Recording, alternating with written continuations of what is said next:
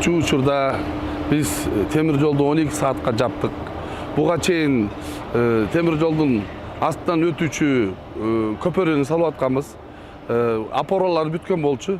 Азыр бүт опоралардын запчасттары даяр болуп, бүгүн полностью опорага балканы коюп атабыз. Буюрса, бул опораны коюп бүткөндөн кийин темир жолдун үстүндөгү жумуш бүтөт да, бардыгы астындагы жумуштар башталат.